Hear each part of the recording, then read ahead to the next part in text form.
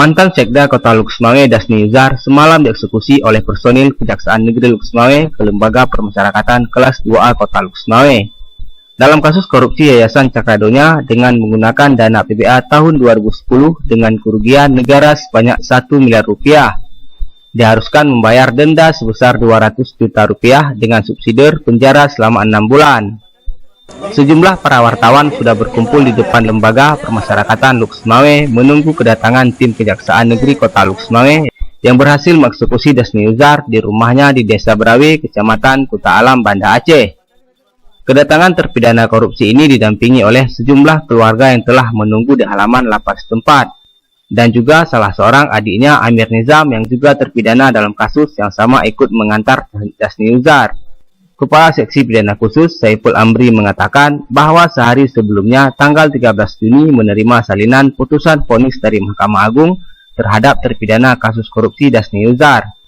Pagi harinya tanggal 14 Juni tim bergerak menuju Banda Aceh karena mendapat laporan bahwa Dasni Yuzar berada di kediamannya Desa Berawi. Upaya jemput paksa ini juga melibatkan personil tim dari Kejaksaan Tinggi dari Asisten Intelijen dan berhasil menangkap Dasni Yuzar tanpa perlawanan. Kemarin ya kita terima surat putusan Mahkamah Agung mengenai kasusnya Pak Dasni. Ya. Jadi hari ini juga kita terbitkan P48 sebagai langkah lanjutan melakukan eksekusi. Pagi tadi kita langsung berangkat ke Banda karena kita ketahui alamat yang bersangkutan ada di Banda. Jadi atas kerjasama kita dengan tim dari Kejaksaan Tinggi, dari tim asisten intelijen, kita berhasil untuk melaksanakan eksekusi dengan baik dan sekarang sudah kita bawa ke Lembaga Permasyarakatan Luxmawe.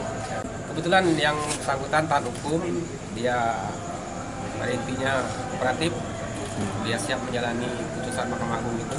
Jadi dalam masa yang segi berlancar,